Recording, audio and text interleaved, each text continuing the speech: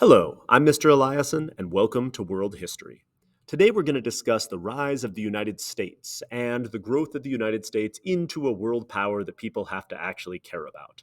So, whether or not you think the United States is an imperial country is to some degree up for debate. What is not up for debate is that the United States is going to be a major player on the world stage here as we move into the 20th century. And so, we're going to give an unfortunately very brief overview of the rise of the United States.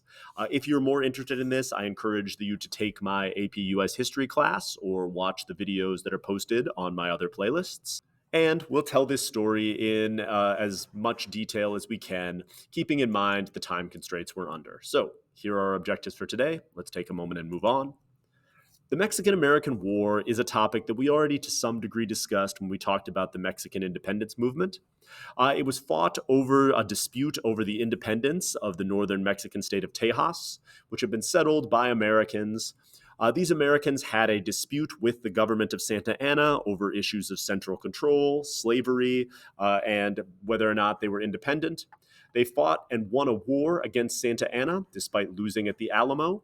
But the Mexican government did not recognize their independence after they deposed Santa Anna, and it led to war with the United States when the United States annexed the territory of Texas in 1845.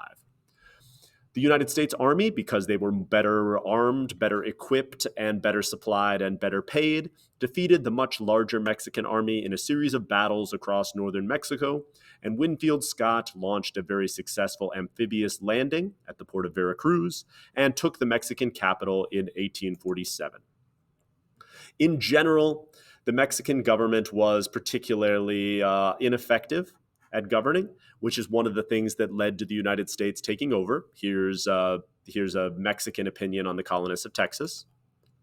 But after the war, the United States the United States and Mexico signed the Treaty of Guadalupe Hidalgo, which took about two-thirds of Mexico's territory, the modern-day states of California, Nevada, Utah, parts of Colorado, New Mexico, and Arizona, as well as solidifying U.S. control of the Republic of Texas.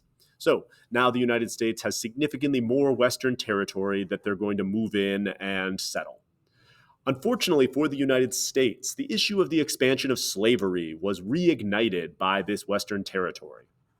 The Compromise of 1850, to some degree, invalidated the Missouri Compromise, which had originally created the free state, slave state dichotomy in the United States.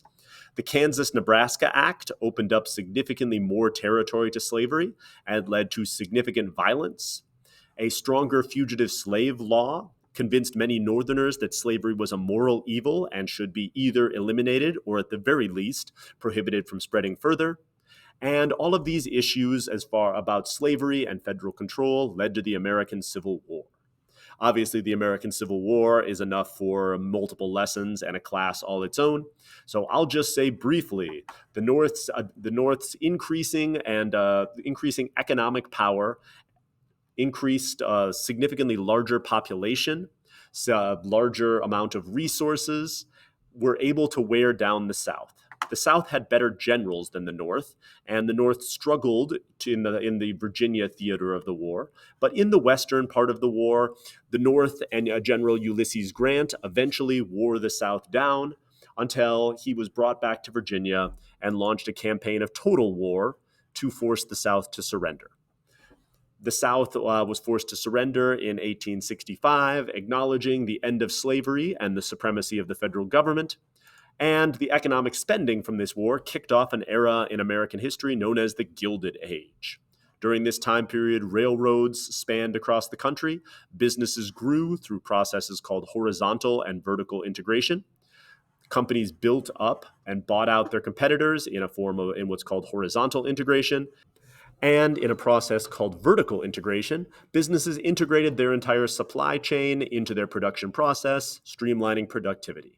This led to the spectacular growth of wealthy individuals like Cornelius Vanderbilt, John D. Rockefeller, J.P. Morgan, and Andrew Carnegie, and led to the United States to become an economic superpower during this time period, bringing in new technology and things like that.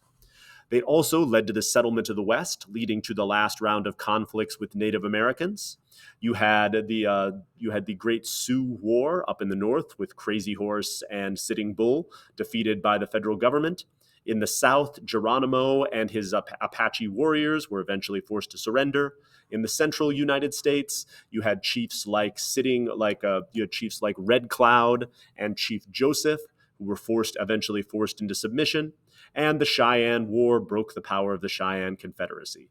These were the last large-scale wars against Native Americans, and in the end, a law called the Dawes Severalty Act encouraged Native Americans to adopt traditional homesteads and the ways of white European settlers and abandon their traditional culture. This effectively wiped out Native American resistance in the West and allowed the United States to develop all of this land for where they had discovered gold, coal, oil, and other natural resources. Here's the Chief Joseph's surrender speech. Take a moment, pause, and read, and then we'll move on. The United States had always been the defender of the Americas, quote unquote, through the Monroe Doctrine. In the aftermath of the wars of Latin American independence, the administration of James Monroe argued that European powers should not pursue new colonies in the Americas because it would threaten American sovereignty. Of course, up to this point, the United States had no ability to enforce that. But during the Spanish-American War, the United States took on a power in Europe and would overpower Spain, becoming a world power that could enforce the Monroe Doctrine. The Spanish-American War was a war about a rebellion in Cuba, in which the United States was concerned both about the Cuban people, but also about American business investments in Cuba. And so it led to us declaring war with Spain after the battleship Maine blew up. Despite the fact that most historians thought it was an accident, newspaper interests in the United States built anti-Spanish suspicions, and a military tribunal investigated the issue and thought it was Spanish involvement, and so we declared war against Spain. American battleships utterly obliterated Spanish forces in both the Caribbean and the Pacific. Spain also had colonies like the Philippines at the time. And future President Theodore Roosevelt helped lead American troops to defeat the Spanish in Cuba, leading to U.S. control over Cuba, Puerto Rico, the Philippines, and a lot of other Spanish possessions. We also annexed Hawaii during this time period, despite the fact that there was some pushback from both Native Hawaiians and anti-imperialists. And the Philippines attempted to rise up against U.S. control, and American troops put down the Filipino rebellion brutally over the span of about 10 years. The United States would then incorporate in the Philippines as a stepping stone to attempt to make significant money off of the Qing dynasty in China. And the United States is now a power that can exert themselves more or less around the world.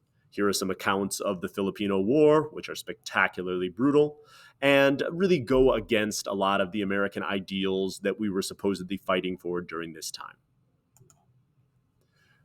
The new territories incorporated from the Spanish-American War become known as American Protectorates. Unlike other territory that the U.S. had annexed, many of these protectorates were not going to be incorporated into the United States and were not going to be put on the path to statehood. So they would be held as American territories until we could, quote unquote, prepare them for independence. What this meant in practice is that the United States now has a policy or an ability to hold territories and exert control over them without providing them with traditional constitutional rights. Here, Albert Beveridge is describing why he thinks this is necessary, so pause and read. This also leads to a rise of social Darwinism and this sort of belief that white Europeans are superior to other races and therefore had the right to rule over them. This was very common in European countries as well. And in the aftermath of this, Theodore Roosevelt is going to use our Navy and our Marines to enforce something called the Roosevelt Corollary, which is going to be an extension to the Monroe Doctrine. The Monroe Doctrine encouraged Europeans to keep out, whereas the Roosevelt Corollary gave us the authority to intervene in a lot of these places, to use the Navy and use the Marines to force Latin American countries to behave in ways that we felt were proper. The end result of this is the United States now is a world power and has grown to be an imperial power sort of on par with Europe, We now have imperial territories across the Pacific, recoaling stations so our Navy can travel around the world, military bases in the Caribbean, and the United States is economically, politically, and militarily on par with most European countries. And so that's the story of the growth of the United States. For next time, we're going to look at nationalism and the growth of society and economic development within the Muslim world. But for now, we'll leave the story for here. So thank you for listening.